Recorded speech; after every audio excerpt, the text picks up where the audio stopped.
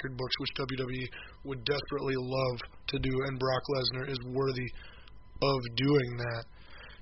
But it all comes down to Brock signing. If Brock goes and isn't going to resign, then Roman Reigns has to take the title off him, or Seth Rollins has to use the money in the bank to walk out of WrestleMania with the title. And that's what I'm hoping happens if Brock doesn't keep it. But all right, that's all the time we got for quickies.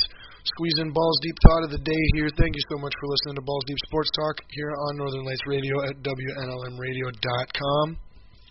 And tonight's Balls Deep Thought is going to have to be quick because I'm running over time as I usually do.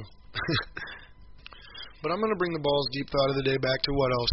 Football, the free agency frenzy that we've been witnessing the last several days. And here's my deep thought on it. And it comes back to Ndamukong Suh and his record-setting contract for a defensive player. Is the insistence that the price go up regularly,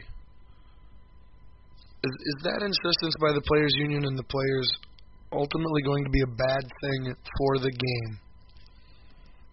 I feel it is, personally. I'm not immediate and not huge, but it needs to be kept an eye on. It needs to be within reason. You can't just take every year free agent class, every offseason, you can't just look at that free agent class and say, okay, you're the best defensive player in the class, and last year's best defensive player in the class got X amount of money, so you need to get at least that much money or a little bit more, even if you're not as good as that player, which is the case here in the two people I'm talking about, specifically Ndamukong Suh surpassing J.J. Watt. J.J. Watt is a way better player. He's way more valuable to your team. He's in the MVP discussions, for crying out loud, year after year as a defensive end. And Ndamukong Suh is usually lucky to be an honorable mention in the Defensive Player of the Year discussion, not let alone an MVP one. But because he was the best defensive free agent in this year's class, he had to be paid comparable or more to what J.J. Watt got because he was the top last year. It's similar to how they do draft picks. And I feel like this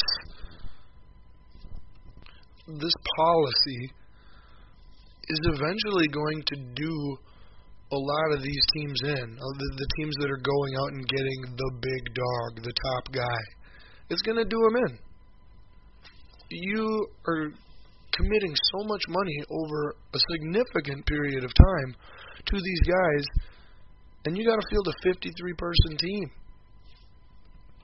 You could go out and get two very good defensive tackles and a defensive back and a wide receiver for the same as your one stud defensive tackle.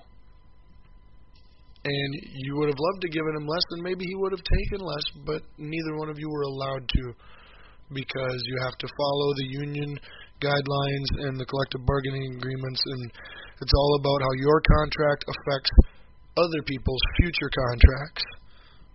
And I get that to an extent. I mean, it's there for a good reason. It's there to protect the players and their income and not have them being ripped off by these billionaire owners and stuff who will do that every chance they get. I get it.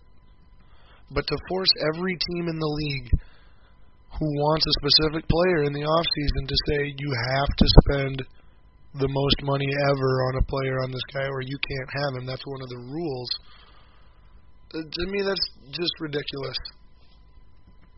And I fear that too many of these free agent signings could not work out in the future or over time to where ultimately it does more harm to the NFL to have this structure and format of free agency and their compensation than it does good outside of benefiting just the individual player and the agent who signs that contract.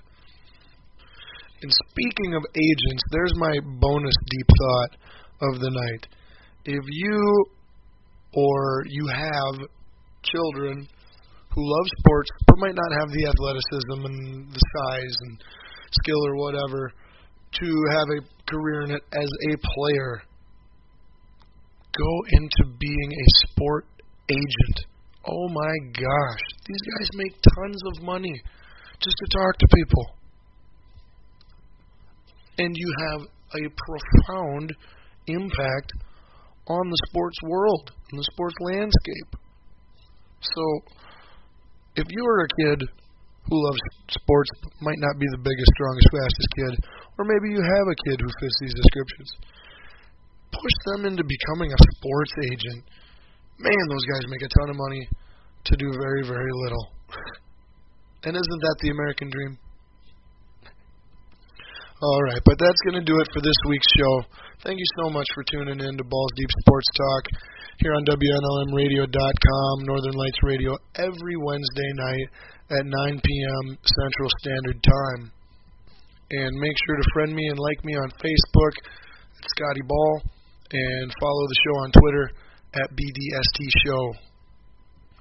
Thanks for listening. Enjoy your weekend, and I hope you return to hear the show next week, same time and channels.